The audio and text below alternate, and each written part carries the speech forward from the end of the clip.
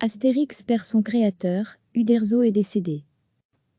Alberto Alejandro Uderzo naît en 1927 à Fismes dans la Marne.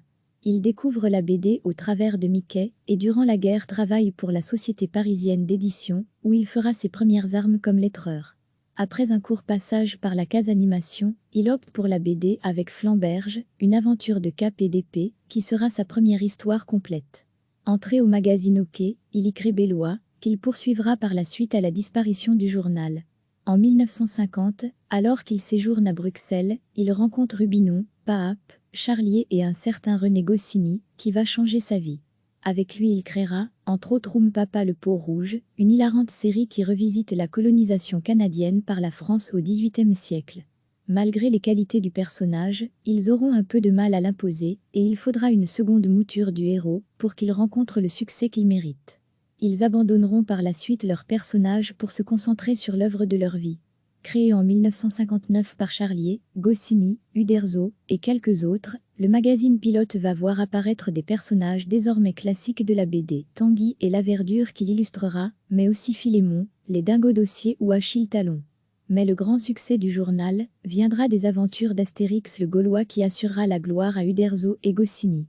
Très pris par son nouveau héros et produisant environ un album par an, Uderzo abandonnera progressivement ses autres personnages pour se consacrer exclusivement aux Gaulois et au développement de ses produits dérivés. La mort de Goscinny en 1977 sera pour Uderzo un coup terrible, il continuera néanmoins à produire des albums d'Astérix. Rapidement, il devra faire face aux critiques vis-à-vis de la qualité des albums bien que le ton général des premiers à être réalisés sans Goscinny soit conservé. Le temps passant, ses productions solo seront de plus en plus critiquées, alors que le public reste bien présent et que les albums soient parmi les plus gros tirages de l'édition francophone.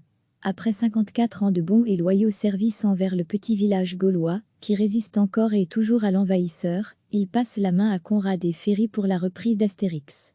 Il est décédé cette nuit à son domicile de Neuilly. Denis Marc. Alberto Alejandro Uderzo naît en 1927 à Fismes dans la Marne. Il découvre la BD au travers de Mickey et durant la guerre travaille pour la société parisienne d'édition où il fera ses premières armes comme lettreur. Après un court passage par la case animation, il opte pour la BD avec Flamberge, une aventure de cap et d'épée qui sera sa première histoire complète. Entré au magazine OK, il y crée Bellois, qu'il poursuivra par la suite à la disparition du journal.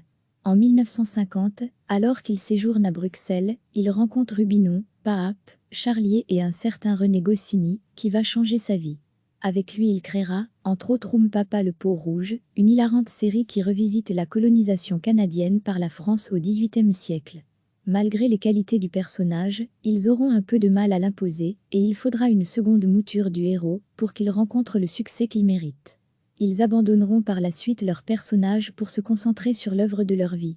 Créé en 1959 par Charlier, Goscinny, Uderzo et quelques autres, le magazine Pilote va voir apparaître des personnages désormais classiques de la BD, Tanguy et la Verdure qui l'illustrera, mais aussi Philémon, les Dingos d'Ossier ou Achille Talon.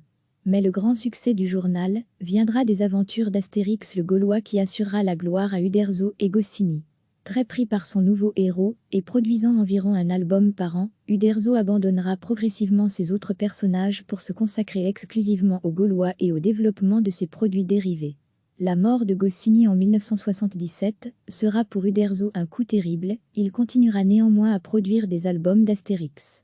Rapidement, il devra faire face aux critiques vis-à-vis de la qualité des albums bien que le ton général des premiers à être réalisés sans Goscinny soit conservé. Le temps passant, ses productions solo seront de plus en plus critiquées, alors que le public reste bien présent et que les albums soient parmi les plus gros tirages de l'édition francophone.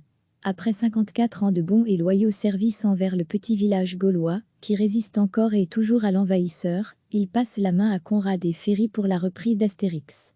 Il est décédé cette nuit à son domicile de Neuilly. Denis Marc. Cliquez sur s'abonner pour recevoir les dernières nouvelles.